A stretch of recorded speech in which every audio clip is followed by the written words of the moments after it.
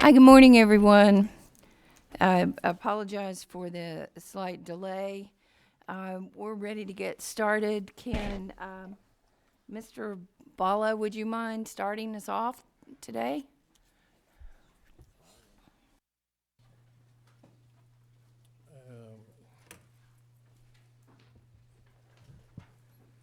Should I just?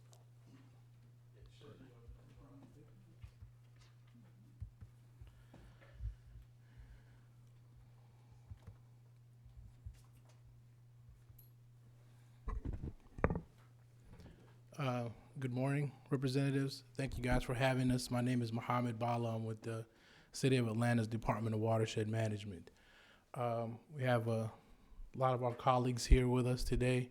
Aisha Wood from the Care and Conserve program, Christy and Elise from Intergovernmental Affairs, and our Commissioner Keisha Powell is here as well too. She'll be happy to answer any questions that you guys might have. The presentation I have in front of you today is we want to discuss the Care and Conserve program. It's a lengthy presentation. I know we have some time constraints, so I'll kind of breathe through it, and we'll leave some question time at the end. So today what we want to talk about is giving you guys just the overview of the department, some of the financial background, some challenges and mitigations we had around rates, where we see financial resiliency, and then we'll close out with the Care and Conserve program. So the utility itself right now really serves 1.2 million customers. That is the daytime population of our service area. We have a water system, a wastewater system, and a watershed protection division is kind of how we see the operations of the utility.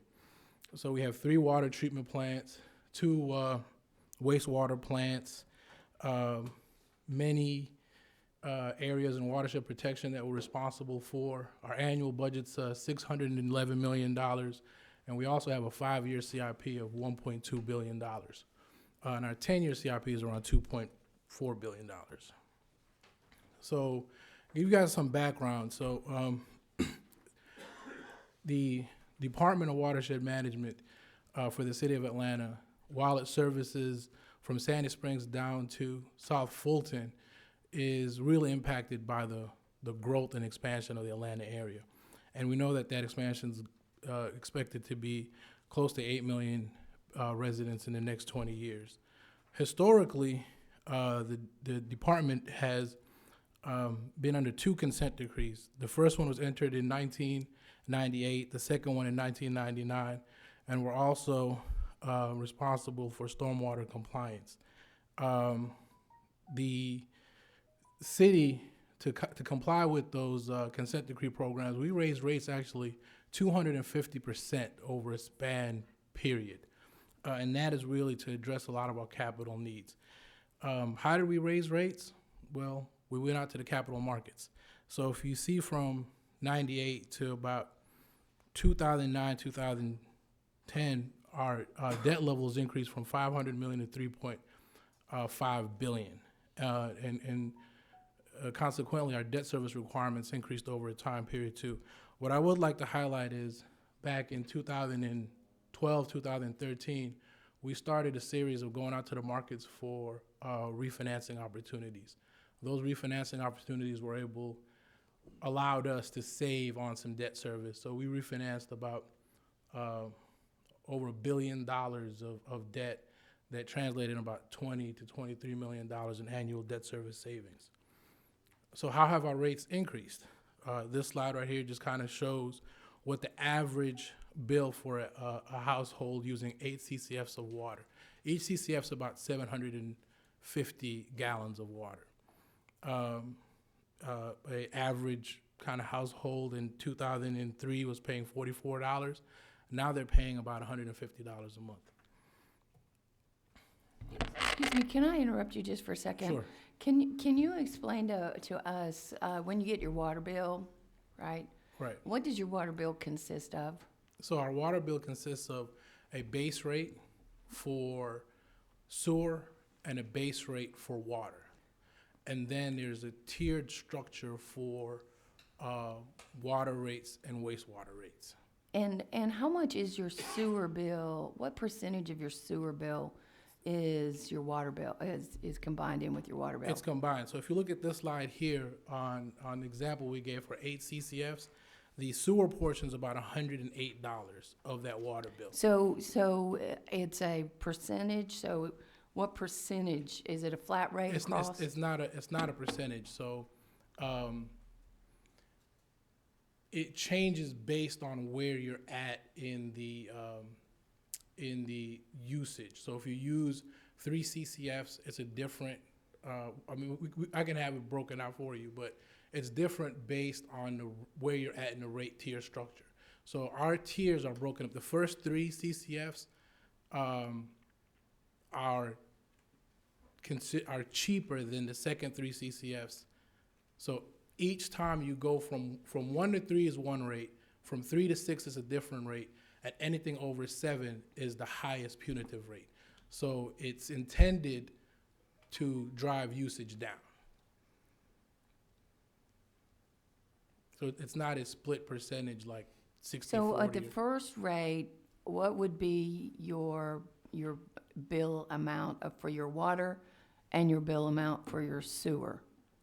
Okay, the first rate, the water amount is about $4.23 per CCF, and the sewer amount is, I think, $5.70 per CCF. And the 7th tier that The you? 7th tier, the water amount is $7 per CCF, and the sewer is close to $13 per CCF. Okay, thank you. Yep.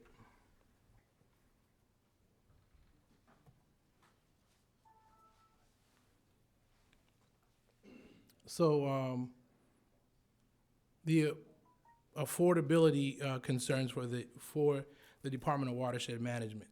So in the city of Atlanta, 30% of households fall below an annual income of $25,000, and roughly a quarter of our households are below the poverty level. We have the 3rd highest rates in the country, again, based on usage, but we do have the highest rates in the country if you're looking at that 8 CCF and above. That's 3, I'm sorry. Okay, that's 3 out of what, system cities? This is nationally. So, it's the largest city. 50 largest cities. Yes. Okay, and do you service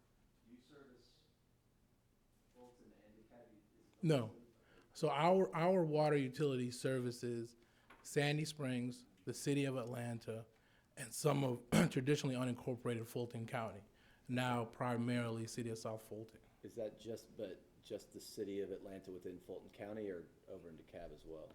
The portion of the city that's in DeKalb, we do serve. Okay, that was my question. Yep. Okay, so 3 out of 50. And so these affordability issues are impacting about 50% of Atlanta households. So in the Atlanta area, there's a greater percentage of families that are cost burdened in a sense that much of their income's already going to pay for housing. So to add a large utility bill on top of that, it becomes, it kind of compounds that affordability issues.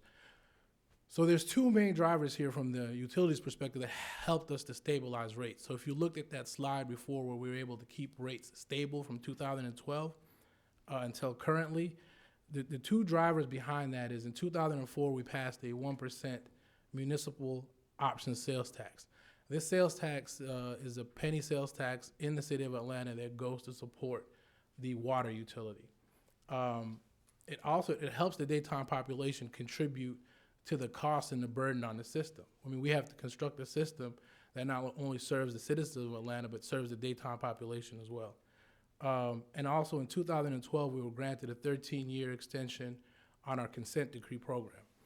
And that really just allowed us to have a more balanced approach to water, wastewater, and stormwater, where in the past we were heavily focused on wastewater and sewer infrastructures.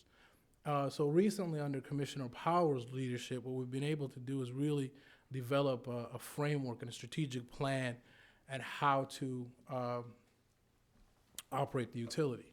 The key points here is we've highlighted some critical priorities, really focused on disciplined decision-making, and also prioritized allocation of funding. Which brings us to financial resiliency. Financial resiliency is actually one of the core goals of the strategic plan.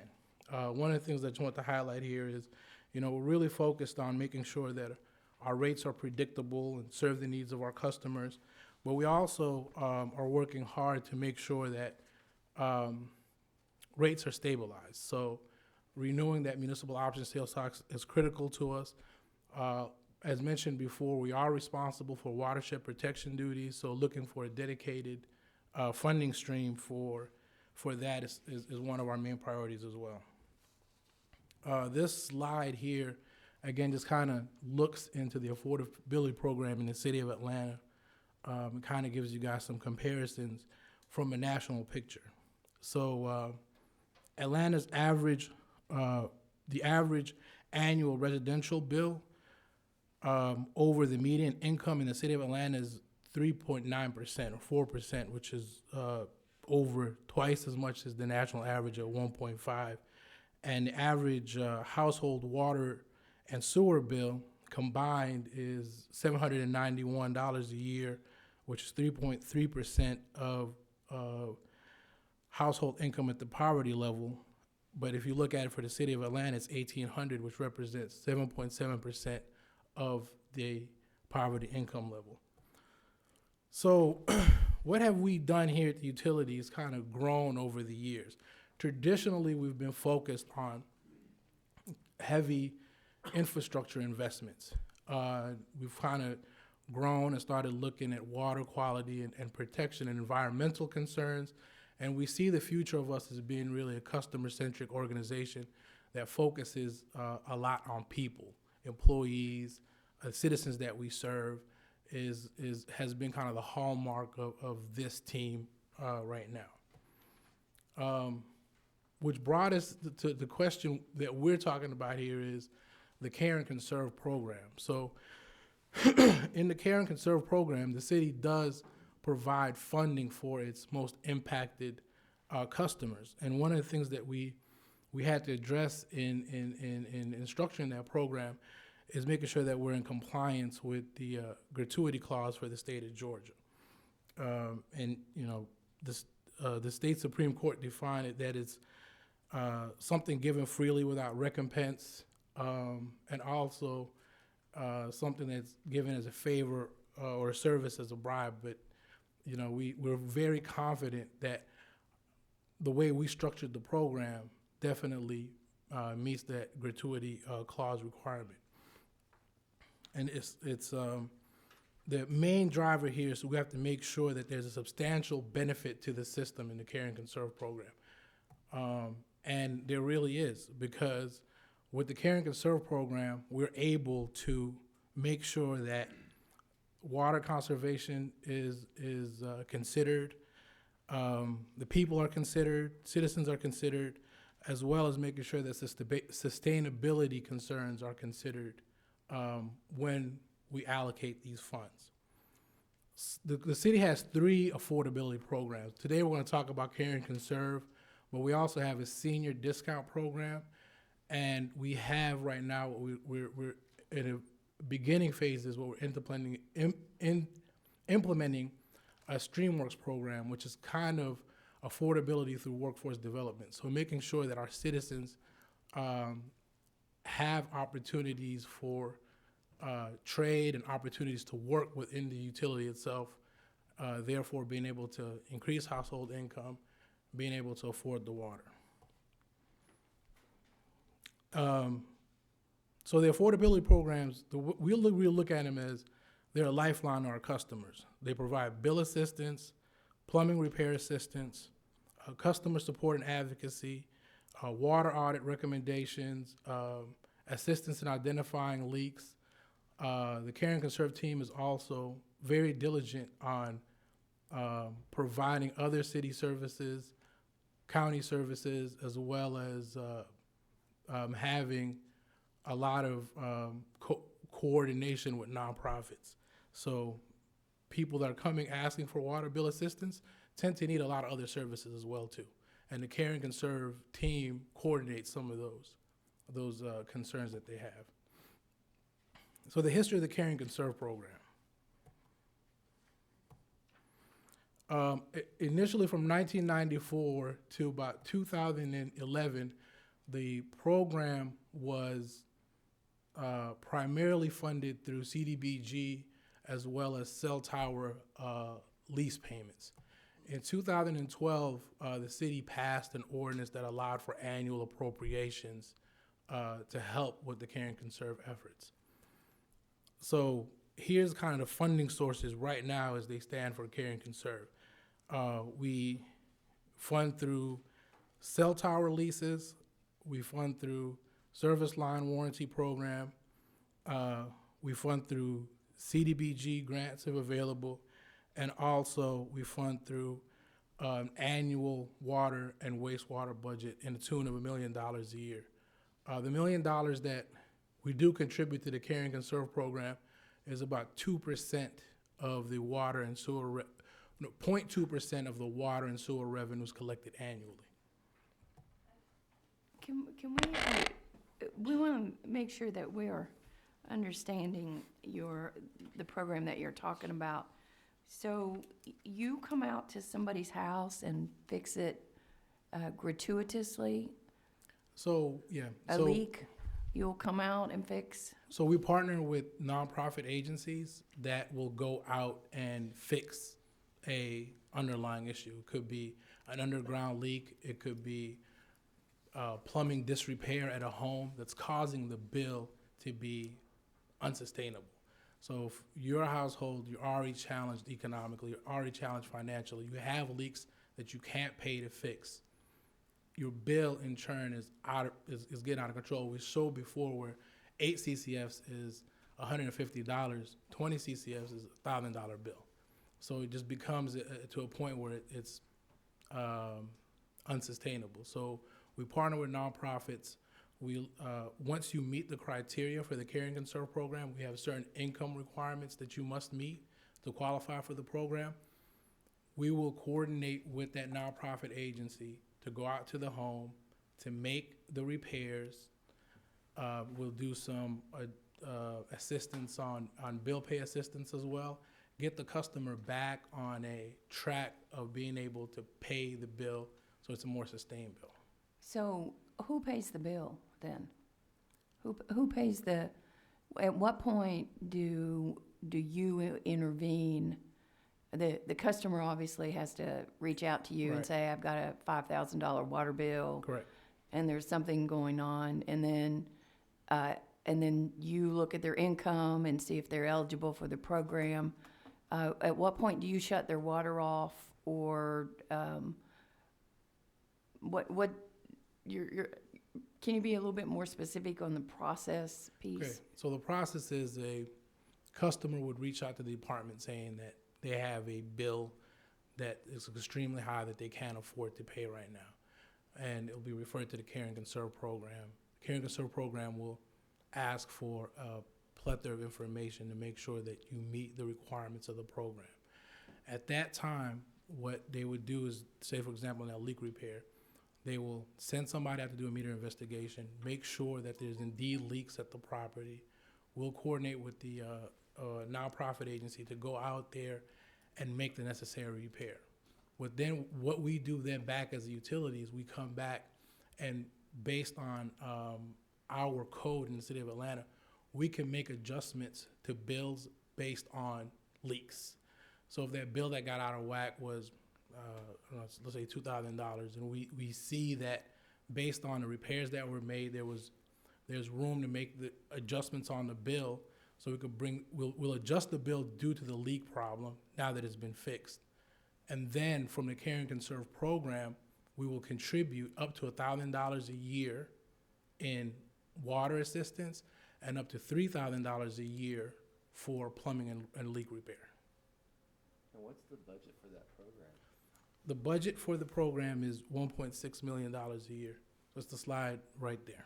How many, tell us again how many users you have, How many? how many consumers, how many people do you service in your, does the utility service?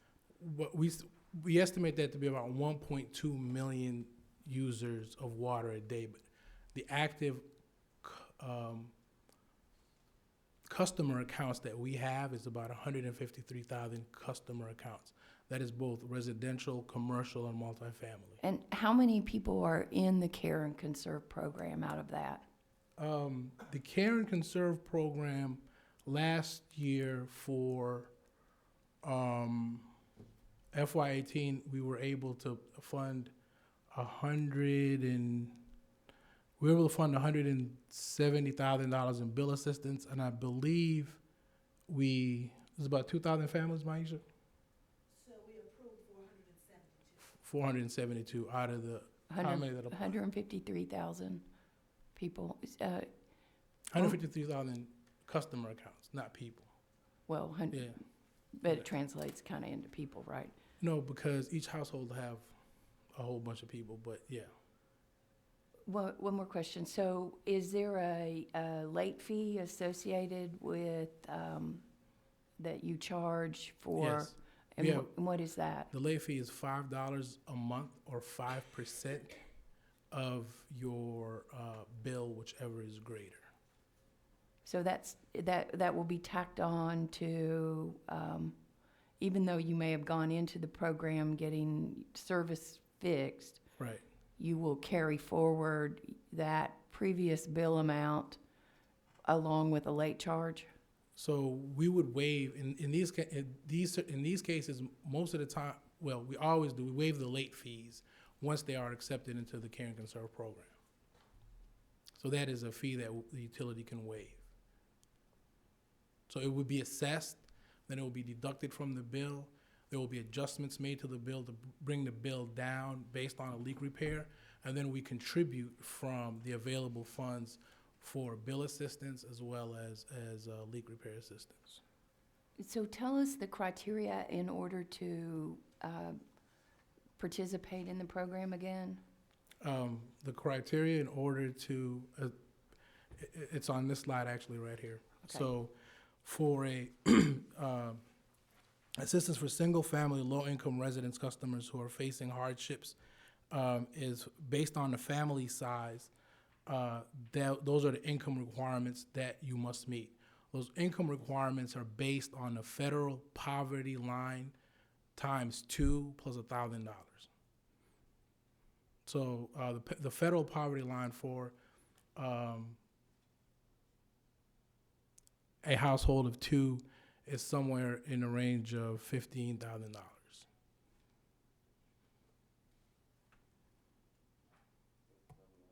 Okay. Because we are for our program, it's 2 times the federal poverty line plus $1,000. We base it based on low income, not necessarily on poverty line. I know we need to keep this moving along. Can you go back to the other slide real quick? So 6 years ago, you started funding this out of the general fund. If I don't know what y'all call it, that's what we would call it, the general fund. And it looks like it's the lion's share of this program now. Right. Am I reading this right? Yes. So the Okay. $1 million that we fund from the enterprise fund, which is water and sewer fees, Yeah. we generally bring in about $450 million a year from water and sewer fees. So that $1 million represent about 0.2%. But it looks like that's the newest addition It since is it's the newest 2013. addition. Absolutely. It's the newest addition. It's the largest addition. It's the one that's been able to help us expand the program and give assistance to as many families as possible. But for us, there's a direct benefit to it. One of the main things is it helps us address water loss issues. It helps us address illegal usage, illegal connections. It helps us use our resources more effectively. So it's an investment that really has a compounding positive effect on the utility. So we look at this more as an investment in the utility rather than a charity.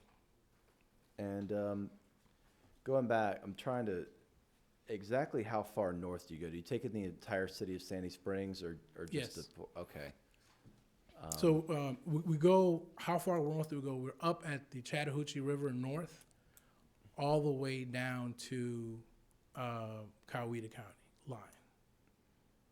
Okay, well, Chattahoochee kind of runs the entire length of, Cobb Fulton line pretty much. So, I mean, where does your territory stop at the north? Do y'all know? Our territory in the north is Sandy Springs primarily. Okay. I represent a portion of North Sandy Springs, and I didn't know that you guys were providing the water up there, so it's interesting. Thank you. Sure. I think we discussed this earlier, is how much assistance is available to people who are eligible for the program. It's up to $1,000 a year in bill assistance and up to $3,000 a year in leak assistance and plumbing repair. And these are the types of things that are covered in the plumbing repair program. So leaking infrastructure above ground, water heat replacements that are leaking, underground leaks, septic tank failures, low flow fixture installations, as well as any type of drain repairs and that cause environmental issues. And so the affordability approach really for the utility now, that people are an essential part of our infrastructure.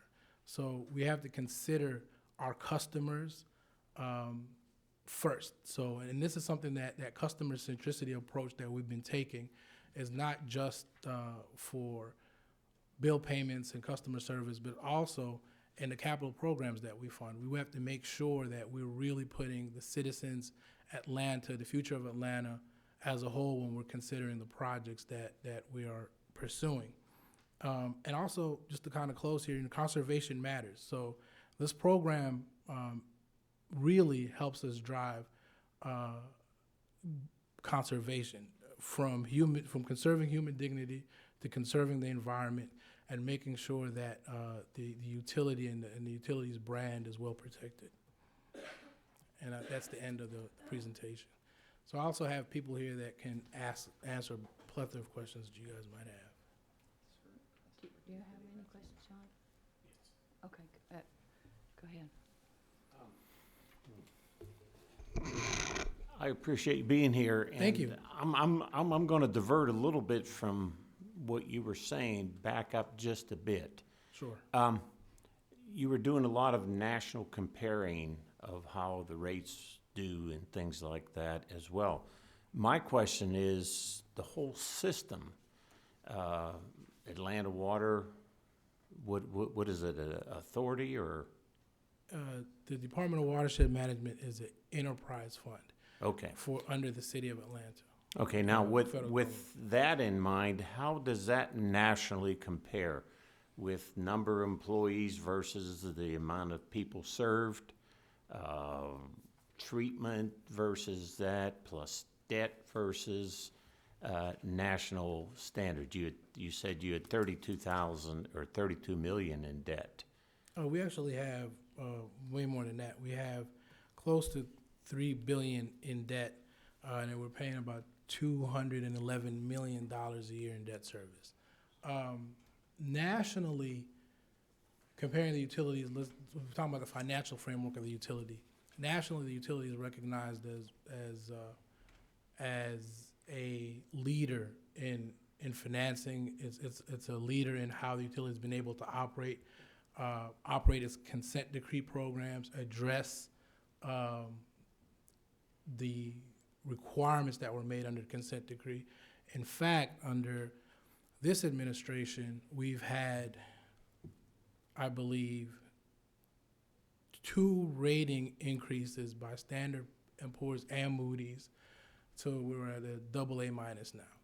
Well, So the question I have is Is- more, what would be another city in the States that would be comparable with Atlanta? Water system, yes. Well, versus the population versus, Yeah. Good morning. My name is Keisha Powell. I'm the Commissioner for Department of Watershed Management. I met you before, didn't I? Just a second ago, yeah. That's right. So to answer your question, because we do a lot of benchmarking with other utilities nationally, because there's more than 20,000 water sewer utilities in the country. There's only 410 thereabouts that are considered large utilities, which is what the city of Atlanta is considered.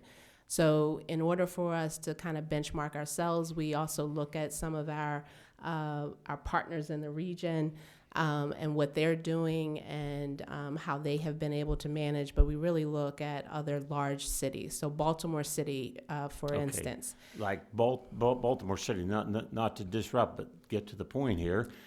How many employees do they have? How much debt do they carry? How does it compare with Atlanta? And I use Baltimore City because I actually ran that utility. So size-wise, it was a regional utility as well. We're considered a regional utility. We have 1.2 million customers a day. They service about 1.8 million customers a day. They were under consent decree. They received theirs after the city of Atlanta. We have 2 consent decrees that we've had to deal with, which significantly contributed to the affordability issue here in Atlanta. Our rates are higher than theirs. Debt-wise, we have more debt because we had 2 consent decrees. On the first, the city of Atlanta spent $2 billion to comply, and we're working on the second. So Atlanta is very highly leveraged, and in order for us to keep rates affordable and hold them for the last 8 years of this administration, the most sales tax was pursued. And so the city of Atlanta is considered a leader in that regard, because I believe we are the only city, not that has an infrastructure sales tax, but the only one that has one that is specifically dedicated to water and sewer for the purposes of keeping things affordable. Okay, then back up just a second ago. You were talking about the comparison, which I asked you for, but how many employees did Baltimore have versus how many employees does, and then also you can answer, you said there's 2 decrees that Atlanta faces.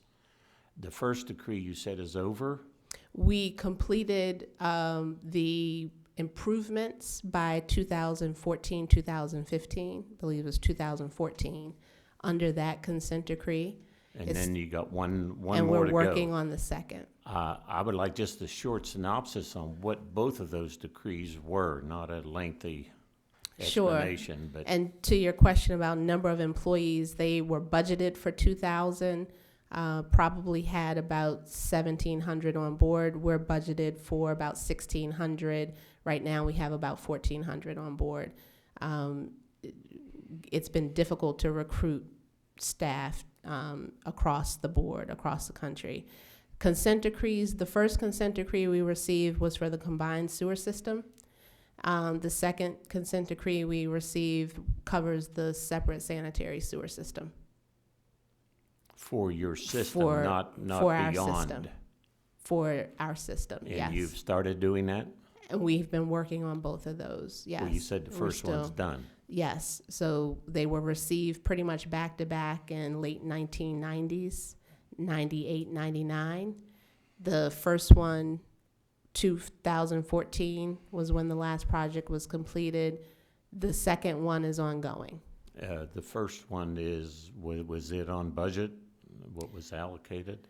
It stayed within budget. It was, I believe, projected that we would spend about $2 billion. It's projected that we'll spend about an additional $2 billion complying with the second. And that's what was more or less expected up front. Based on the type of consent decree and the requirements in it, yes. Okay. And what is the system of reducing the overhead or debt from loans, leveraging, I assume there's some bond issues. Yes, there have been bond issues. How are you reducing that, or is that level compared to Baltimore, the amount of debt you carry? The amount of debt is similar. I would say the city of Atlanta, the debt is slightly higher just because of the decrees. when we got the consent decree. Theirs was entered in 2002 compared to Atlanta, and they only received one Okay. of its kind. But still, how is it comparing the debt? Does Baltimore have less, equal, more debt? I would say they have less debt based on Comparably, comparing what we have to deal with. So I don't think it's really a good comparison. I don't think you can compare the amount of debt you have to another utility, even though it's comparable in size, specifically because of the issues that we have to deal with are similar, but not the same. We have one consent decree. We have two. They have one. We have a very sizable area of our system that has combined sewers.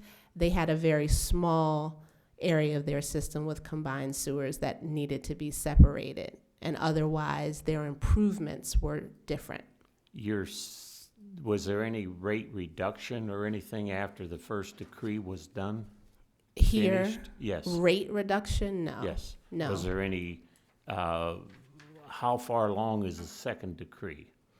The second decree, we have an extension to 2027. Okay, I remember So reading that. yes. Okay, but there's never So- been a reduction, only increases. No, we haven't, there were increases, and that's what Mohammed Two.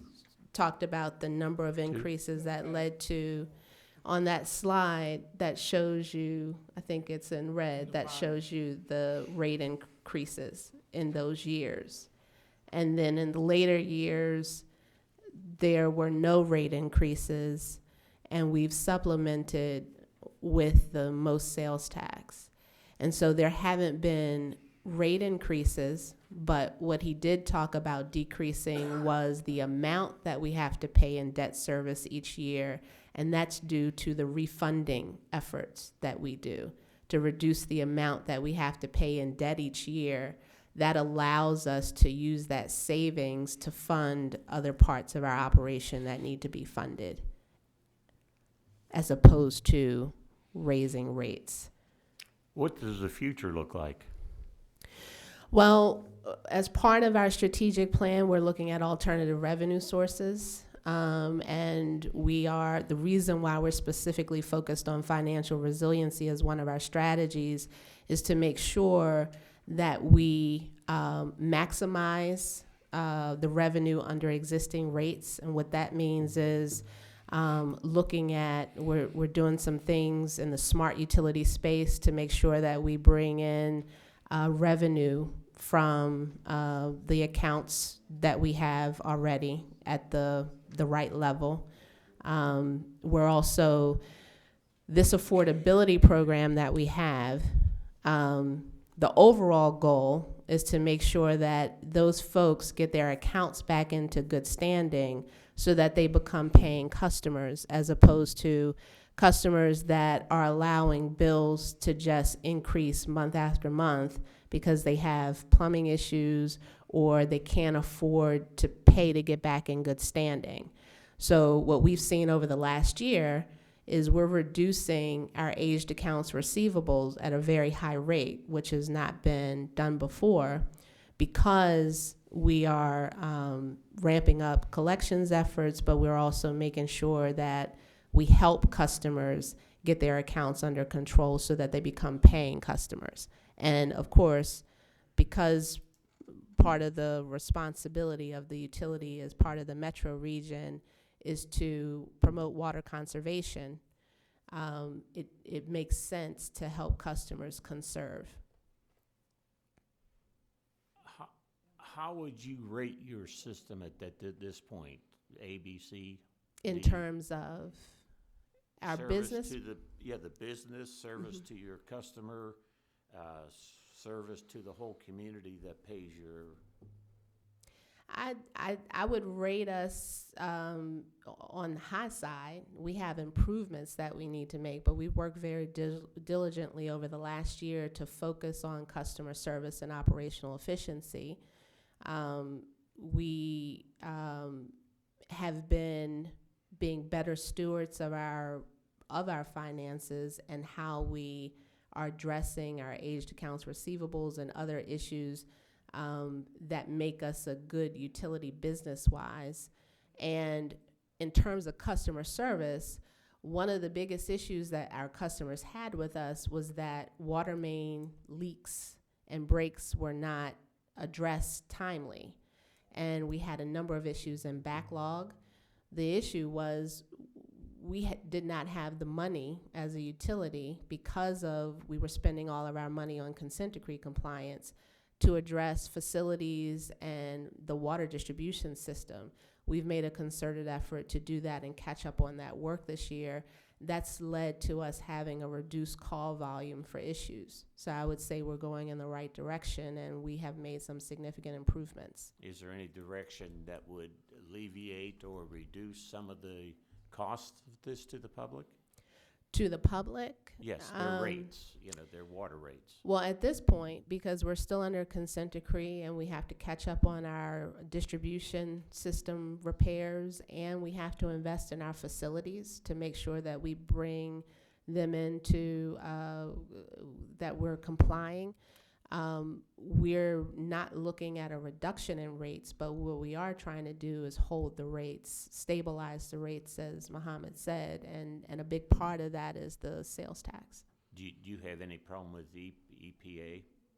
We have not had any problem with EPA. We've been trying to work with EPA and EPD, Do you? as well as Chattahoochee Riverkeeper. And the way to not have problems is to move forward with doing the things we say we're going to do.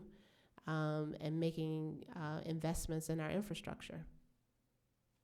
Okay, thank you. Thank you. I'd love to. Hi. I wanted to talk a little bit about the debt, I guess. I'm having a hard time with it because it went from 500 million and it increased in 10 years by 700%. And I know that y'all didn't choose this, but I've just never seen this, and I've been in government for 16 years almost now, and I just don't know what questions to ask about that. I guess one place to start is, you said that y'all are a AA minus. What rate were you borrowing the money under, and was it the system's rate, or was it, since y'all are, I guess, Enterprise fund. a Yes. department of the city, was that the city's rate? No, yeah, we were we were borrowing under the enterprise fund, the water systems rate. So the rating agencies, S&P and Moody's, have in the city of Atlanta, right? They rate the general fund separately than the enterprise funds. They have a rate for the Department of Watershed Management. They also have a rate for our other large enterprise fund, which is the airport. So we're only talking about Department of Watershed Management, City of Atlanta. Those rates and those borrowings are secured by the water and sewer revenues collected by the utility. Those are the pledged revenues for those borrowings, Okay. not general fund. And I don't even know that it matters, but what were y'all borrowing at? What were y'all able to borrow at? So yeah, so that's a good question. So we were borrowing in 99, 2000, probably closer to that 5.5–6% rate when we started these borrowings. We had to comply with federal consent decree requirements. So we had to go to the market. We had to borrow those funds. We had to ask our citizens to take the burden of increased rates to be able to pay the debt service requirements for borrowing at such a large, rapid rate in a condensed time frame. So having said that, there also there was an opportunity that came in the markets in around 2012, 2013, when we started to see rates decrease after a lot of efforts that were done. You've noticed it's kind of like borrowing against the home. In 2012, 2013, rates were very attractive. There was an opportunity for the utility to go out and essentially refinance those rates. So if this was a home, you bought a home in 08, 09, you went to Bank of America, you got a 30-year fixed on it for 6% in 2013. If you were doing well, you had an opportunity to go back to the bank and say, I want to refinance and capture those savings. And it's the same thing that the utility did.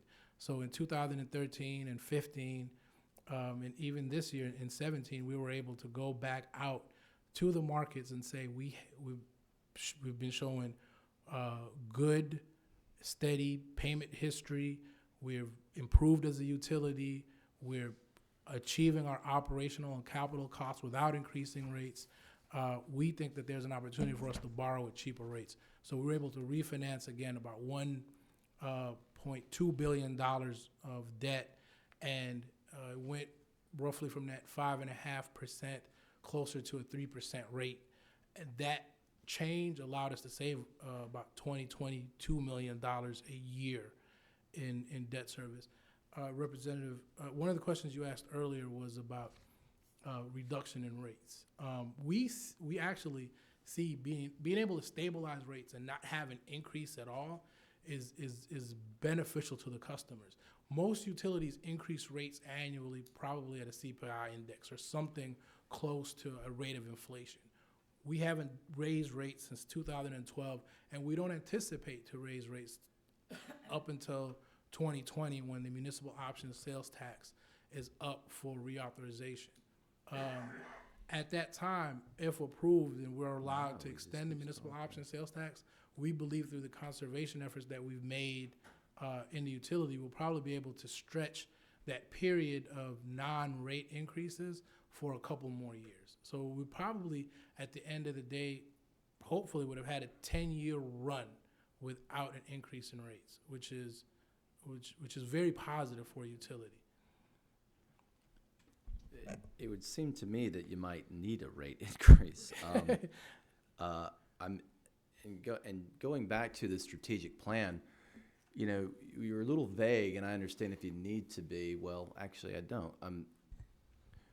You talked about other revenue sources, and you're in the water business. What are these? I mean, that's a lot of cell towers. I don't know. Oh, what no, else I y'all are could be more specific about what we're looking at.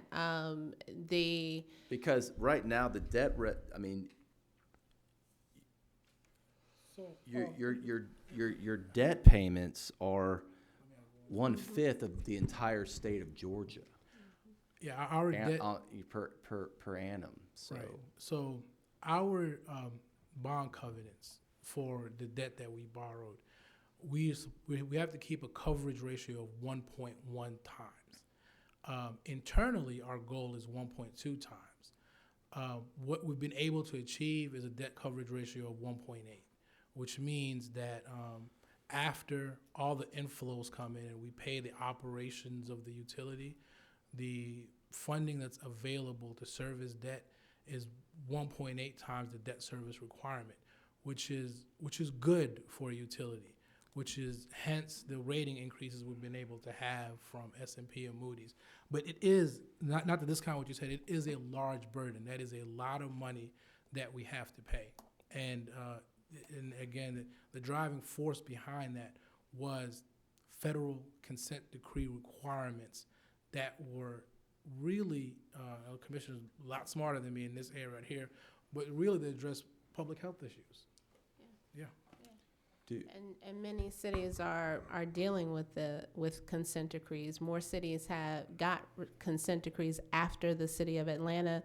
I think it was said that the city of Atlanta's consent decrees were the first set of its kind that started this new era of very aggressive enforcement action with consent decrees for wet weather issues, SSOs and CSOs. But to respond to your question about alternative revenue, we're looking at using the byproducts of our treatment processes, so recovering nutrients from the treatment process. We have a project that we're working on now, which will recover nutrients that are useful for fertilizer. Gwinnett County has a facility. It's called the Ostara facility. So we're doing the same thing. What we would essentially be doing is selling them the byproduct from the treatment process for their use, and at the same time, it will help us reduce our operational costs and also give us an alternative revenue stream. Now, this is a model facility up there that's gotten a lot of attention. Are you talking about, you're not talking about building your own, you're talking about working with Gwinnett directly? No, we would have our own at our facility. It's facility based, because it actually has to, it is a side stream process that takes from your treatment waste. Are y'all using federal funds? Because I think they're getting federal dollars, are they not, for theirs? I don't know how they're funding theirs. Ours is being funded by water and sewer revenue. Okay. Another opportunity is to do some upgrades at our wastewater treatment plant to take our sludge to what's considered a Class A biosolid, which would allow us to market that product as other cities have and use that as an alternative revenue source. There's also byproducts from the drinking water treatment process and other things from wastewater treatment that we can do. And as Mohammed said, another source of revenue is a sustainable funding source for watershed protection and stormwater issues. Okay, thank you. Thank you, Madam Chairman, for giving me so much latitude here. Last question is, you talked at some length about, assisting people to get them on the right track to where they're, they're contributing and they're payers and they're not, taking. What incentives are there for people to do that? In terms of... Did you cut people's water off? Yes, so... Okay. Through the, so yes, we're moving in the direction of more aggressive collections. So we've basically implemented a 3-phased approach, starting with commercial, then multifamily, and then we'll be moving into residential in the next phase. Because the city at some point did a meter change out program, which caused some issues and some concerns. The goal of the utility was to audit the infrastructure and all of the accounts to make sure that everything is okay, provide as many customers an opportunity to get their accounts back into good standing before we ramp up collections efforts on residential. And so when I say that, I don't mean offering everybody the Care and Conserve program. That's for those people that qualify. We have had amnesty periods where we're not waiving their bill, but we're giving them an opportunity to establish payment plans to get their accounts back in good standing. And we had, in the first period, I believe over 600 account holders that took advantage of that opportunity to establish payment plans, pay a portion of their bill, and then get back into regular payments so that they can get their outstanding balances paid and stay current with their bill. Is there any plan to cap your assistance programs? Because it seems to me that if people qualify, then they're going to be in that in perpetuity, and they've just... It is capped. I think it's a one. Probably it's capped wasn't now, said. But then, until next year when you come back at the budget and you're like, okay, now it's just 63. Now is a 66% of the pie. That kind of thing. In terms of the amount that we put into the program, Yeah. that's what we're committing, is the $1 million from water sewer revenue. What we are doing is looking at, some other measures that may help folks with And this affordability. is, it's a bad pun, but that's a drop in the bucket compared to the numbers we're talking about. But To the need, yes. yeah, I'm just, Yeah. the finances too. I mean, Mhm. when you're, yeah, go ahead. Thank you. Thank you. Thank you all for being here today. I know that this is not these are not, you volunteered to come here and to answer our questions. And for that, Yes. we really, really want to not come across as adversarial to you. We're just trying to educate ourselves. So with that, I have a couple really kind of pointed questions. You didn't create these problems. These have been problems that have been ongoing for many years now. Right. And you mentioned that under this current administration, you are an administrative appointee. I am. And so who do you report to? I report directly to the COO and the mayor's office. So I was appointed by the mayor. And so when the rate structures are changed or conceived, what's the process of approval for that? So the utility would come up with the proposal in concert with our the city's Department of Finance, and we have some very vigorous models that help us to do that, come up with that proposal. And then that's taken to the administration, and then that has to go before council. So there is a political component to setting rates and approving rates. Have you ever been in a situation where you've made a recommendation and the council did not approve your recommendation? I can't speak to here. I've only been here about a year and 6 months, but So I've been here with the utility for 4 years now. I haven't taken a rate increase paper to the council body, but I will say the papers before that that set forth this series of increases here were all approved by council. There was a lot of conversation and dialogue with the public and getting the public's input on these issues. But given the fact that these rates were increased to address a consent decree requirement, council understood what was at stake to have to raise these rates. And that's the same experience that I had in Baltimore, and the utility that I managed just before coming here. They had actually, before I got there, because they had just gotten a consent decree, they raised their rates 100% at one time. So in Baltimore, the council, you reported into the COO, which It was a bit different structure. I reported to the director, who reported to the deputy mayor, reporting to the mayor. So, but I ran the utilities, which was a bureau, and I was responsible for coming up with the proposal and taking that forward. were there any outside, so in that model, did you have a board, a governing board for the utility? No. Or again, was it a political system that you worked under? Both of those were municipally managed utilities, so there was no separate governance board. Okay, so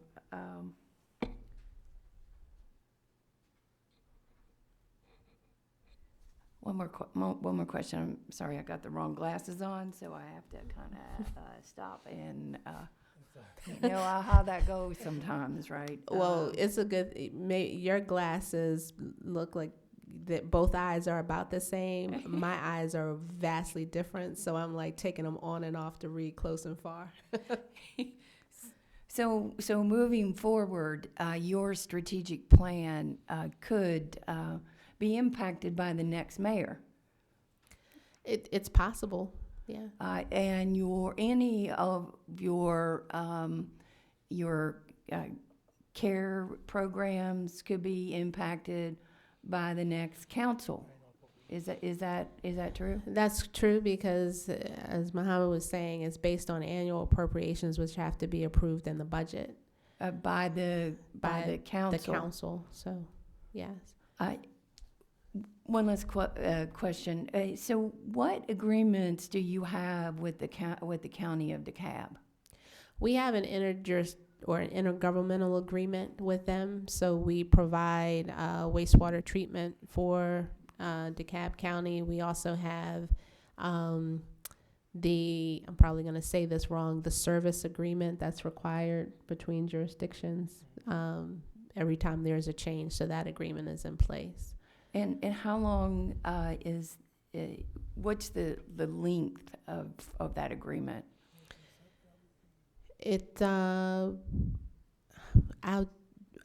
We can follow up with you on the number of years for that. It's shortly up for renewal. Is that true? In the next 7 years? I think it's in the next 4 years. So I'm curious as to, is that part of the consent decree? No, it's not part of the consent decree. And no, it's not part of the consent decree. So you set the rates for DeKalb. No. How Well, does the financial aspects of what you all do for DeKalb impact DeKalb County? They pay based on our wastewater rates. So we don't set rates for them, but they have to pay our services based on. So that's dictated treatment. by your agreement with the county? That is true, yes. And if you are driven by your consent order to manage your process, right? Right. And any entity that is a part of your process is really paying for the consent order. Is that a fair statement? We don't pass on any costs related to violations to DeKalb. However, in terms of the improvements that need to be made at the facilities and in the system that they use, I guess in that way they're contributing. So, in other words, this is just my own observation, is that inefficiencies and negligence from a utilities perspective, right? So you don't run your utility, not you personally, but in a broader sense. Mm-hmm. If a utility is not run in an efficient and effective manner and falls under control of a federal consent, everybody that is part of that system has to pay for that negligence.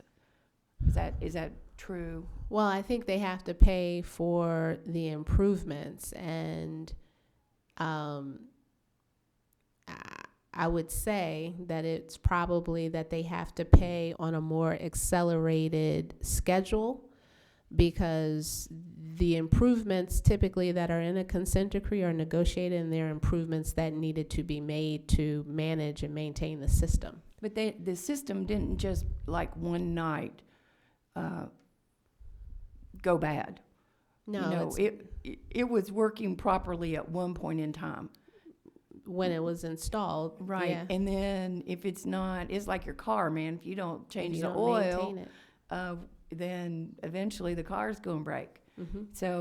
So over a period of time, the utility, if it doesn't add oil to the engine, then it breaks. That's right. And so we are now fixing the car. Mm-hmm. While it's riding down the highway Why- at 100 miles an hour. Exactly, because we still need water, Mm-hmm. and we got to have that, but maybe we didn't know about all the pipes. We didn't know where the pipes were located. We didn't know about the leaks. We didn't know about the overflows. You know, I mean, we might have seen those on the news, but it didn't really translate into hardcore numbers like you're demonstrating to us, right? Because our citizens are now like, oh my gosh, we've got $1,000 water bill. And so I hate to keep using this word negligence, because I don't think people start out trying to be negligent. The system just ends up in like disrepair. And I really haven't, Commissioner, heard you say, which is a whole nother can of worms, and I'm not going to even, like the replacement rate of the distribution lines and all that piece that has to be done. Yeah. I mean, that's huge. I mean, it's a whole other discussion. I don't know if I could even, but to try to sum it up in just a few words, what's happened, and not just here in Atlanta or Georgia, but this is across the country. Yes. What happened was there was money, specifically in wastewater, to build facilities because we had to comply with the Clean Water Act. And then there was no funding to assistance. That assistance was there to build the stuff. There was no assistance there to maintain the stuff. And then on the side of trying to keep things affordable, because that's what we hear from constituents or customers, no one wanted to raise rates for years. And now every city, I can tell you, is having to raise rates.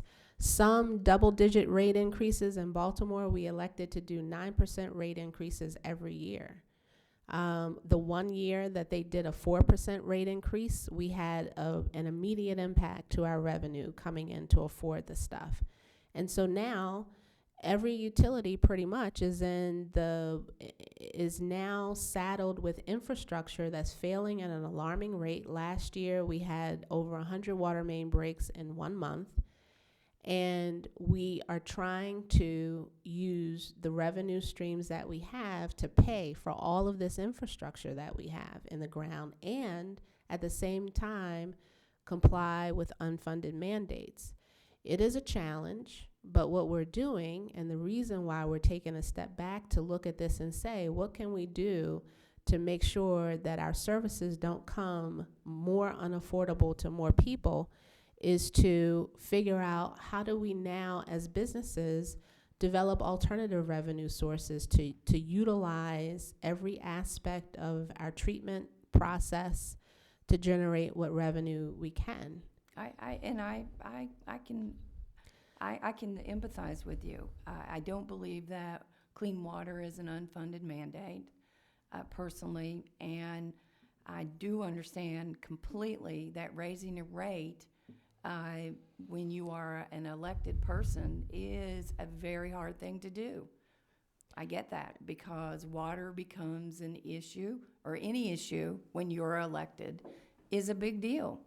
Yeah, I get that. And so for years, people in lots of municipalities across the country, not just Atlanta, if the water is tied to a political process, then you can guarantee you that the rates will not have a true cost of water or replacement rates for distribution systems, because nobody wants to say to all of my constituents, hey, look, I'm sorry, your water bill is going to go up $3,000 a year because this is what it's going to cost in order for us to maintain our capital projects. right. So I mean, I get that, and I know I'm preaching to the choir here. So thank you so much for coming today and letting us. Thank you for having us. I think it's important that we have this dialogue. We are very happy that you're taking up this discussion. Where we're trying to help is to be more efficient and effective in our operations, because I think that makes the argument easier when folks can point to productivity and addressing issues, as opposed to just collecting revenue and things not getting addressed. You're And right. so we're trying to do our part to help in the conversation. Thank you. Thank you both very much. Thank you very much.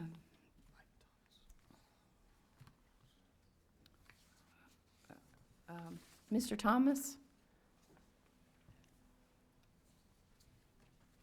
Thank you for coming today.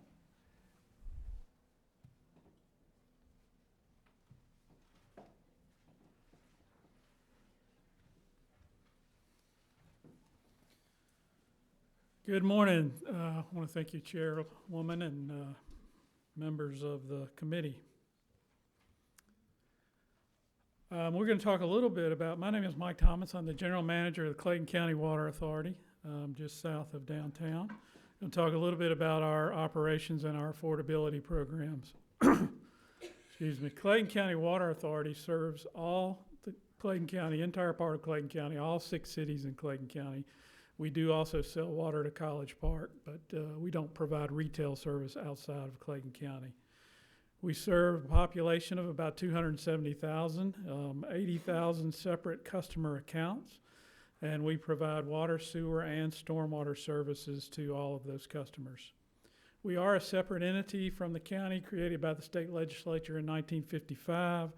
We have a 7-member board of directors that is appointed by our county commissioners.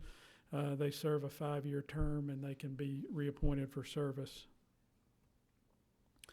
Just the reason for affordability programs in the beginning, obviously, is related to the income of our residents. Clayton County has the lowest per capita income in the metro Atlanta area. It's the red line on that slide. I know that's a little bit difficult to see.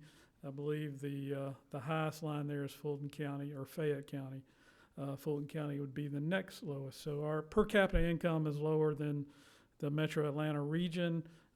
This shows what percentage of our population is below the poverty line, and that's 23% in Clayton County, again, one of the highest percentages in metro Atlanta. So we want to be sensitive to the income of our customers.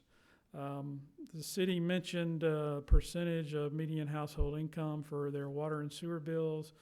Ours is at 1.5%. We use a benchmark of 2%. We want to keep that rate lower than 2% of the median household income. However, that again, that's an average, that's a median. So when we look at those customers who are most impacted, they're the lower income customers. So there's a higher percentage of lower income. The water bill is a much higher percentage for those lower income customers. So we tend to have some compassion for those. And I have with me too Teresa Worley. She's our customer service manager. You know, we both get the opportunity to talk a lot to our customers. We do disconnect for failure to pay, and there are a million stories out there, you know, and we want to do what we can to try to keep those people healthy and allow them to have water service. So we have several programs. We have what we call our Hardship Assistance program, very similar to Atlanta's Care and Conserve program, where you have to qualify based on income rate. We also recently implemented a senior citizen discount, and again, it's for low-income senior citizens receiving less than $25,000 in household income. We already have what we call a senior citizen billing cycle. If you're over 62 years of age, you can request to be billed at the first of the month. You know, when you're billing 80,000 people, we have, I think, 17 different billing cycles when we're sending out bills. So we have a separate cycle. If somebody wants to be billed at the first of the year based on their Social Security income or something, we can accommodate that. We call it our senior citizen billing cycle. It's just allowing people to be billed on a certain time of the month. Now, we can't allow people to call in and all request their own customized billing date. So this applies just, I believe, to the first of the month. We will put you on that first of the month billing cycle. Sure. You know, because the government got shut down or something. That was supposed to be a joke. What do you do in that process? So that's that next bullet, payment arrangements. We will allow a customer to have up to 4 payment arrangements a year. So they can call and say, hey, my check didn't come, I'm having a tough time this month. can I pay half of my bill now and be put on a payment arrangement for the remainder of the bill? So we were kind of just doing that off the cuff and had way too much of that going on, so now we allow customers 4 times a year. Adjustments is similar. If they have a leak or unexplained water loss, we will adjust their bill 2 times a year. We also offer budget billing, so we estimate what they're going to spend each year, and we can average that and give them so that they know what their bill is going to be each month, and then at the end of the year, we true it up. We offer toilet rebates. If they replace an old water inefficient toilet, they can receive a $100 rebate. And we do bill monthly. You know, that has an impact. Some utilities bill bi-monthly or even quarterly, and that means the bill is much bigger when the customer receives it. So a little bit more about our Hardship Assistance program. Again, similar to Atlanta's, we utilize 2 nonprofit organizations in Clayton County, the Community Services and Salvation Army. They actually qualify the customer. The customer comes in, talks to them, and they determine if they're qualified. And then they can receive up to $200 each 12-month period. Senior citizen discount, again, they have to be 65 years old with an income of less than $25,000 a year, and they can get up to a $5 discount on their monthly bill. How do we fund our programs? Again, similar. We have several cell tower leases on our property, so we utilize that funds. We have a partnership with Gas South. We will refer our new water customers to them, and they will pay us a royalty. And so we collect those monies, set it aside for the affordability program. This shows the utilization of that. Just in an annual basis, 2016, we did close to $60,000 in hardship assistance. The numbers, again, I apologize, are hard to see. At the most, in any one month, we've served about 60 customers. So we serve, 400 or 500 a year, I think, on an annual average basis at a cost to us of about $60,000 a year. We've seen that going up a little bit here lately. Senior citizen discount is relatively low cost to us. To date, has cost us about $9,000. And here's where we stand with those programs. Again, we set aside this revenue for this purpose. Right now, we have a balance of $87,000 that'll carry over to next year. Our income on an annual basis right now is around $95,000. So we think we're going to be able to keep these things self-sustaining without having to utilize our actual water and sewer revenues. There are other things that do impact utilities and how we create water and sewer bills. The 2010 Georgia Water Stewardship Act actually encouraged conservation pricing, the tier system that the city mentioned, and full cost accounting. It's not a mandate, but we are all required to evaluate that. Being part of the Metro Atlanta area, we are in the Metropolitan North Georgia Water Planning District. We're required to have those tiered conservation rates. But we believe as much as we can keep that water service pricing and billing practices at the local level. It's the best way to address it. So be glad to answer any questions, and Teresa can help if I can. I'm gonna start off because they got all the time last time. So I'm jumping right in here. So we know that there is a baby boomer expiration date coming soon. So actuarially, have you planned for the number of seniors that are about to be participants in the senior program? Yeah, we did some demographic analysis when we launched the program, and Clayton County actually is a pretty young county. It's not necessarily a retirement destination, so we don't see that segment growing. Now, the seniors that we do have in Clayton County, again, their income is significantly lower than surrounding counties. But we do believe that we can sustain that assistance just with the cell tower and the Gas South royalties. Are you using any of your effluent, like Gwinnett for soil amendments or any of your biosolids? Yeah, our buyers, at our largest wastewater treatment plant, those biosolids are sold to a fertilizer company. I wouldn't call it a revenue producer. It helps us reduce our cost. We don't have to Yeah. pay to have the solids hauled off. Yeah. Somebody buys those, but I think they're paying us $15 a ton, so we're not making a lot of money off of it, but at least we're not having to pay to have dispose of those it. solids disposed of. Can you talk a little bit about your debt? Our debt right now, I think it's about $150 million. It will be completely paid off in the year 2023. We haven't issued any bond debt since 2007, I believe. We did borrow a little money from GFA because at 0.65%, who wouldn't want that money? You know, it's tough to compare. I wouldn't try to compare us to City of Atlanta. Age of the system is a huge thing, size of the system. But I do think there is an advantage to being an authority. We don't receive any tax dollars. We don't pay the county a franchise fee. We operate solely on our water, sewer, and stormwater fees. So we reinvest all of our revenue back into our system in a pretty proactive manner. And I think that's benefited us. It's okay. Do you sell water to anybody We else? sell to College Park. Okay.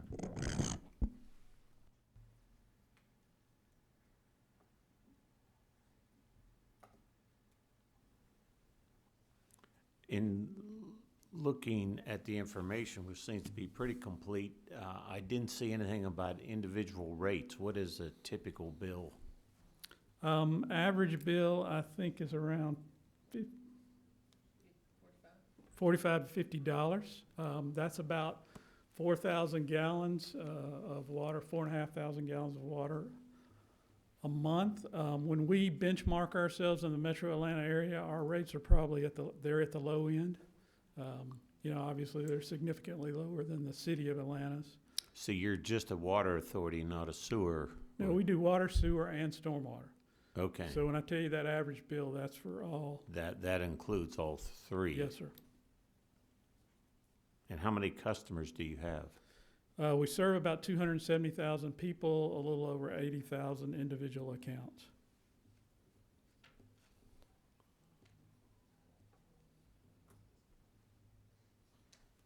And then I had one other question, see what I did with it.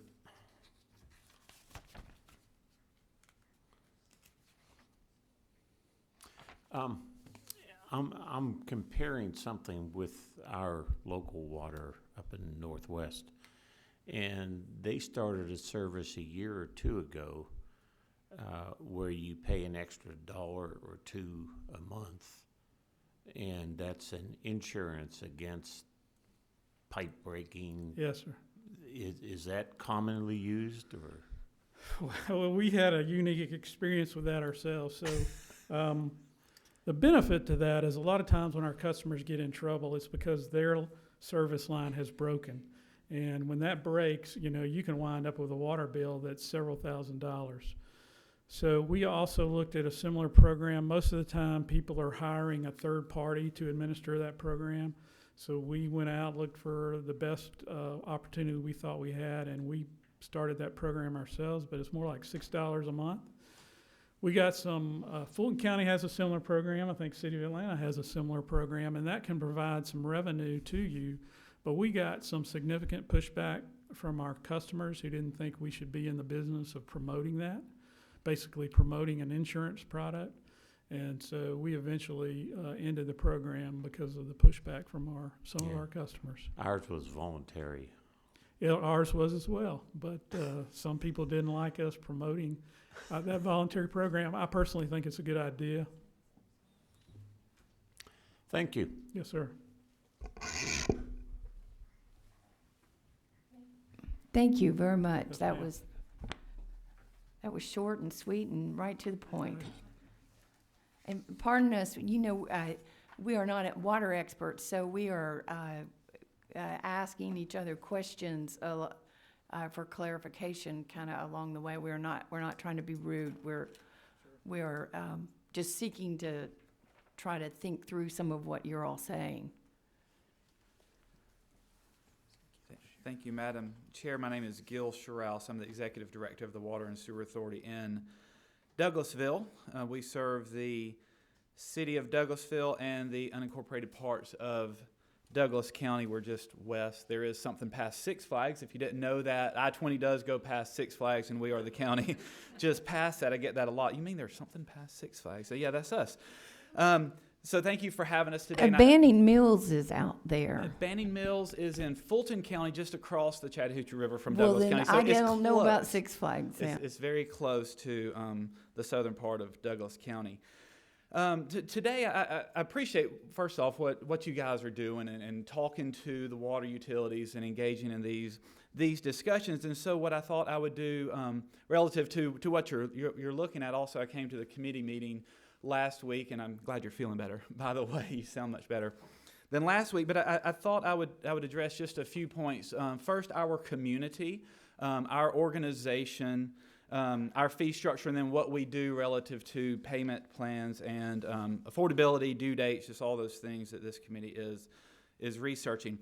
First, Douglas County is unique. I like to say we're unique just like everybody else. We are unique in a host of ways. Whether it's population, we serve 140,000 people. We have about 43,000 accounts to affect that service. This is us, and this is Douglas County. We're unique, no better, no worse than any other county, but we are different. We have our own unique blend of residences, businesses, population density. The list goes on to make us unique. Again, just like everybody else, we serve those communities, Douglasville, Douglas County, in water, wastewater, and stormwater services. We were created in 1985 by the state legislature to do just that, basically to combine what were failing systems in the city of Douglasville and Douglas County, combine those systems into a more collaborative approach, and one that operates more like a business than a government, and no disrespect to the governmentally run operations, but as a separate authority, we can do certain things that help us operate more like a business and remove some of the political structure. But we are very tied to our political structures in Douglas County. For instance, the mayor of the city of Douglasville sits on our board, as does the commission chair for Douglas County. They serve as ex officio voting members. The other 5 members of our 7-member board are appointed by those political entities. So the city of Douglasville appoints a member, and then the next year the county of Douglas appoints our appointed member.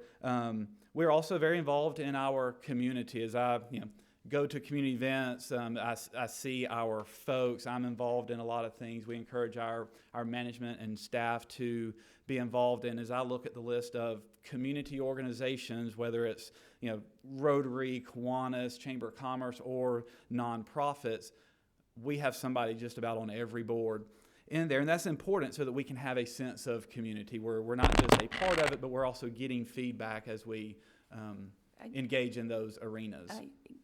Can I interrupt just for a Please. second and ask you a couple questions? Can you describe the extent of what your authority consists of? Like, do you have purchasing power? Do you have Sure. legal address that. services? We're a completely separate entity from any organization in Douglas County. We receive 0 tax dollars from Douglasville, Douglas County, or the state. So we have to fund everything by water, wastewater, and stormwater rates. We have our own HR department. We have our own accounting department. We have all of our own services. We fund those through rates, but also, as Mr. Thomas said, we don't pay a franchise fee, or we don't pay the county or the city for any of those services either. So we are a completely separate entity. We're governed by our board of directors. That is a separate group.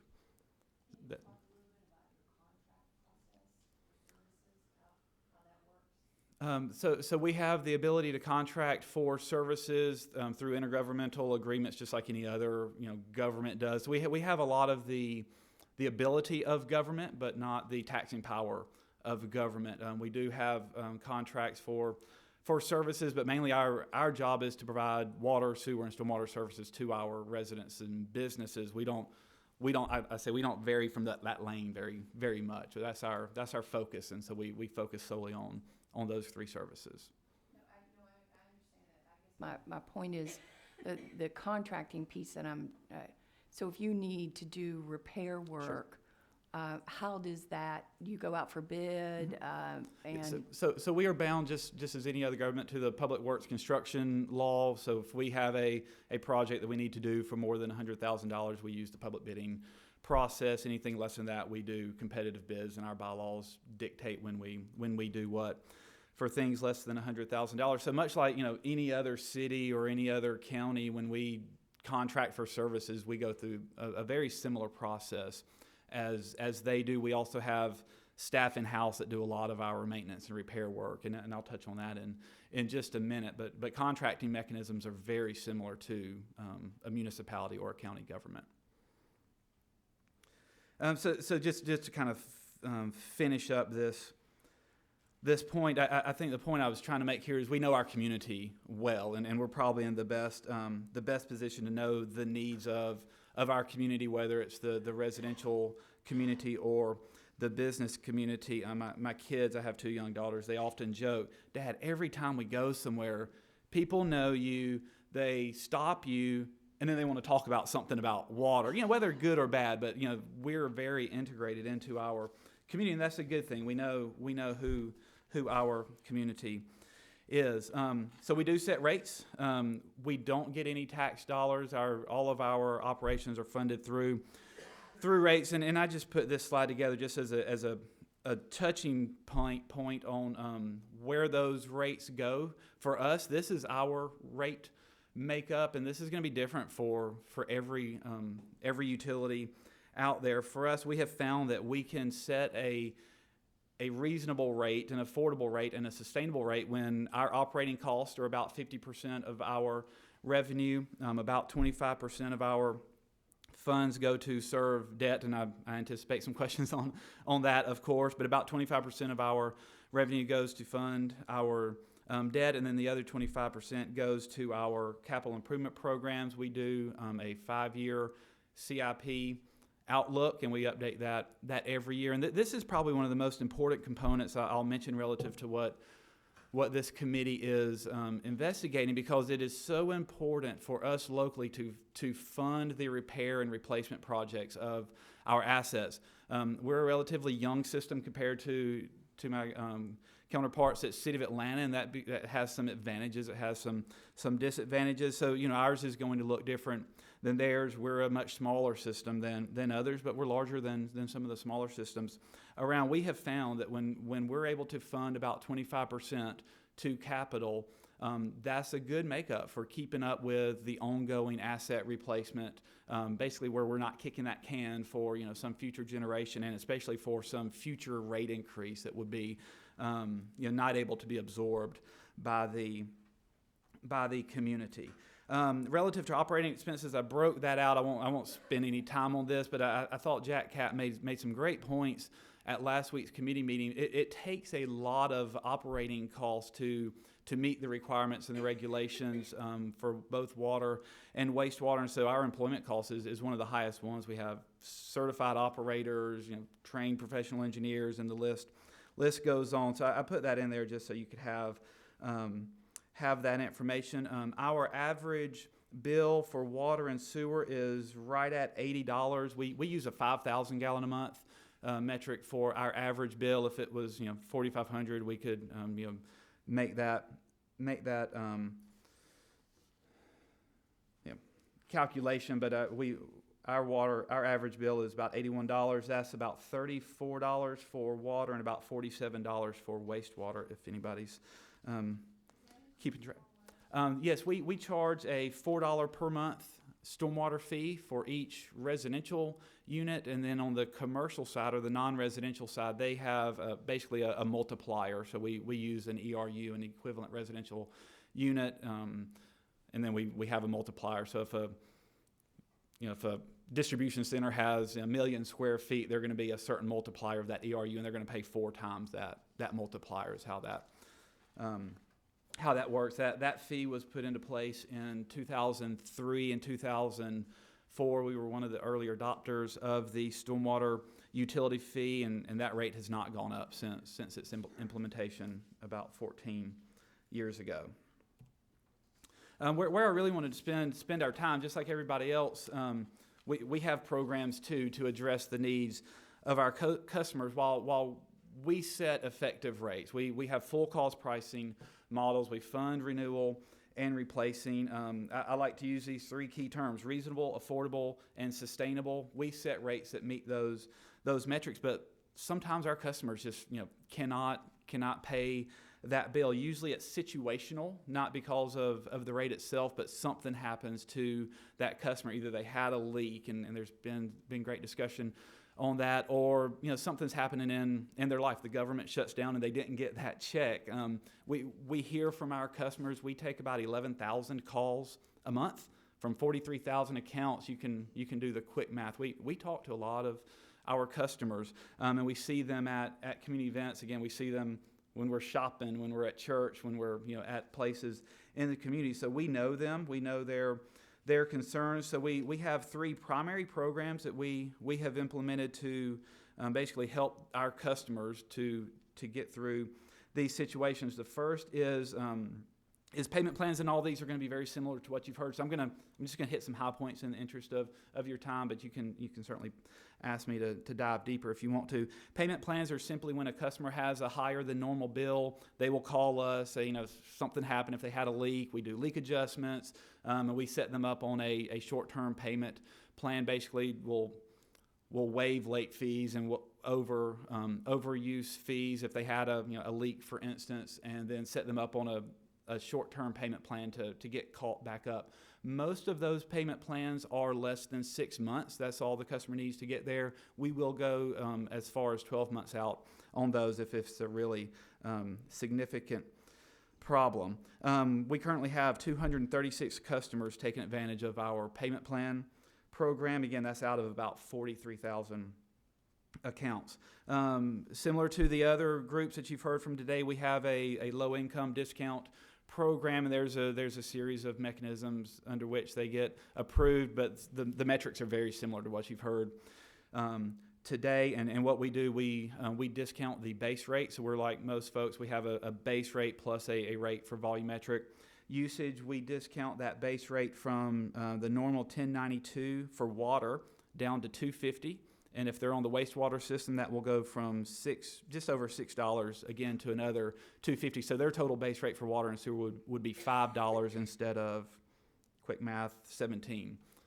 So that's how that program works. And we currently have 764 customers on that program. And then the third that we do is we do adjust the due date. We do it a little bit differently than others just because of our, everybody's billing system seems to be unique as well. We don't have as much flexibility in setting up a separate cycle as Mr. Thomas explained. But what we do is we basically waive the late fee for those customers when they call and ask for that assistance, and then we keep track of them each month to make sure that they're paying the full bill each month. We just waive that late fee because we know they're going to pay 10 or 15 days late each cycle. We have 10 cycles, and so those bill throughout the month. The ones we see mostly are the ones that they get a bill on the 10th and they get their check on the 5th, for instance. And so those are the ones that are calling and asking for that. And we do that in our system, and we have 84 customers on that program right now as well. So not many in our community are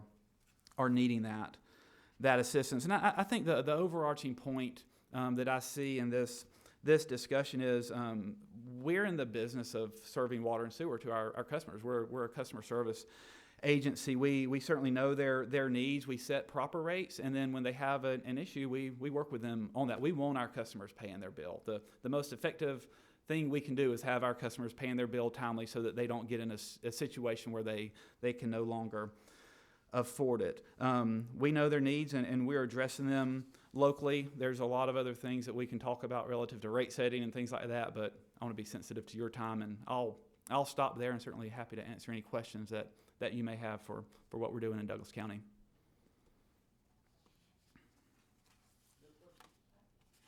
I of course going to ask you one. Yes, ma'am.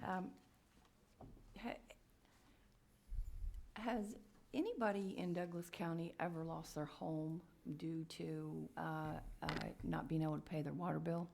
I have never heard of anybody losing their home due to not being able to pay their water bill. That I couldn't say that it's never happened. Most of the homes that are foreclosed on are because they can't afford the home, not their utilities. And we deal with the foreclosure lawyers all the time, and the water thing's usually a very small portion of the outstanding credit issues that are out there. So if hypothetically your neighbor or my neighbor got a bill that was normally, say, $88 a quarter, and the bill went up to $8,000 that next quarter, and what would be your dispute process there? Sure. Well, first off, I would like to say we bill monthly. Like Mr. Thomas said, that is one of the benefits, so they don't have those big gaps in time. We bill monthly. The first thing that the customer does is, they contact us. Why did my bill go up? Actually, most of the time, we're noticing that before we even bill the customer. So we have alerts in our billing system before we issue a bill. If it's outside of an average, we go out and reread that meter to make sure we didn't misread it. We have automated meters and those things like most folks do. So, we check for accuracy first. If there's something big, we'll contact that customer. We'll call them, and you're about to get this bill. Something's going on your side. When we read the meter, there's a concern. But whichever way it happens, there's a contact established, whether it's us to them or them to us, that we then look at their billing usage and help guide them on, is it a service line leak? Is it a toilet leak? What's going on? And we need to get that problem solved first and foremost. We have programs, technical assistance that we give to help them figure that out. And then once the problem is solved, if it's a leak, for instance, then we work through our payment plan to, if it was a leak that was fixed, we will drop all their consumption down to tier 1 instead of, consumption being in the third tiers. If they fixed it promptly, I mean, they have a responsibility to do their part as well. But if they did their part, we'll adjust those tiered pricing down to tier 1. We'll waive late fees and penalties. You've heard the same thing over and over again. That's step 1. If that doesn't get them where it's a bill that they can afford, we work with them on a payment plan. So we defer payment out for a few months, and we charge 0 interest. That's just something we do. If it's still more burdensome, we work with groups like Good Samaritan Center, United Way. We put them in touch with those folks, and we have contacts with our local folks, and work through the nonprofit side of things for additional assistance. We don't have any of the assistant programs like you've heard today, where we will put money into that, but we've also not had that overwhelming need to establish those programs. One more question, and then Representative Deffenbaugh has one. So you have an internal trigger system. Do you use some kind of software, something that monitors the usage rate? You've got a dashboard of some sort? Yes, ma'am. We do two things, and it's two right now because we're in transition with our metering program. We're installing what's called automated metering infrastructure, AMI, or you might have heard the term AMR, automated meter reading. We're about 75% deployed on that program. For those meters that have that advanced technology, we get an hourly read on those, and we actually have what's called a leak alert on those. So if they have consistent usage throughout a 24-hour period, that's indicative that they may have a leak on their side of the line. So we're monitoring that. We're in a pilot program right now to notify customers of that. We're going through how to best do that with the goal of, once we get to full deployment on the AMR program, we will have that program developed to notify customers of potential leaks. We're mindful of water conservation, just like you've heard from my counterparts in Atlanta and Clayton. Water conservation is a key parameter that we look at, and so that's an important part to us. Otherwise, on the normal billing cycle, when we input reads in our system, it analyzes it's either the last 3 or 4 months of consumption. If it's over a threshold, 20% or so, it throws an alert up to us before that bill is issued. We have a daily report that's sent to one of our customer care people, and they look at it, and if there's a misread potential, we'll send a meter reader back out to misread it. If it's a meter that's already been swapped over, we can just look on the screen and we can what we call ping that meter and get a current read to see if it was it a misread, is something going on, and then again we notify those customers. If it's significant, we notify them immediately. Does the customer have an interface capability there? That's a great question. Not yet, but that's one of our goals. Again, once we get the system fully deployed, we're working on a dashboard that our customers can also, dial into to see their information. We give that to our customers on the normal bill. They get a monthly bar basically. Any customers that have an issue, or if they just want it, we send them. We have just a kind of PDF template that we'll send them the hourly reads for however long they want. And it's great data because we can tell generally, is it a toilet leak? Because those kind of start and stop. Is it a service line leak? Those tend to become more aggressive over time. There's a great amount of information that's available via those systems. And we're not unique there. I'm willing to bet if you ask our counterparts here, they have similar systems in place as well.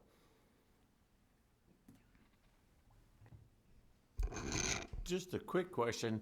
I should have asked maybe the other ones as well. How many people do you cut off of water? So we have a lock-off process for non-payment, and generally it's a little bit over 2 months of past due bills. We do lock-offs. We're locking off,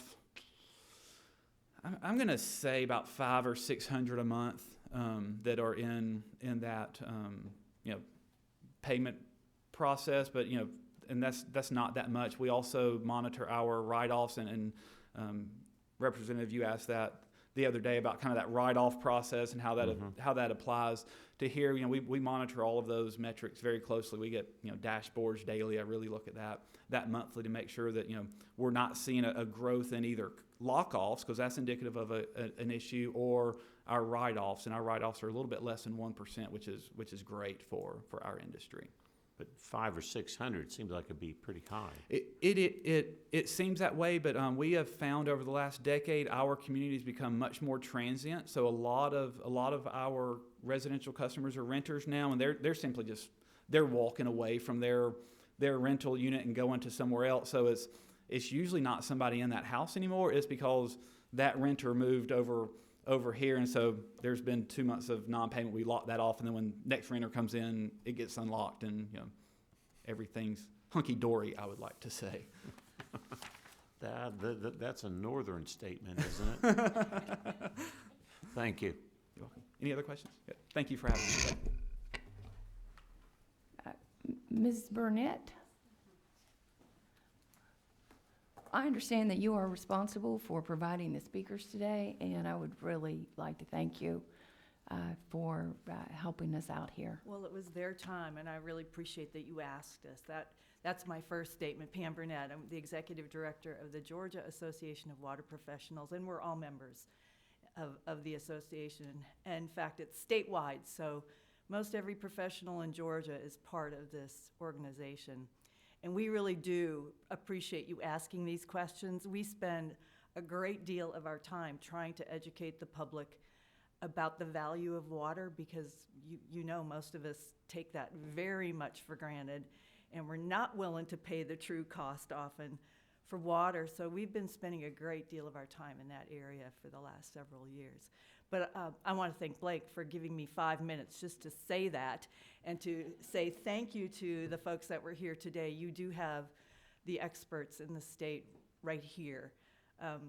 And you're welcome to ask us for any other utilities that you would like to talk to. I think we're all part of that same plan of the more you know, the better you're able to help your constituents and help water in Georgia.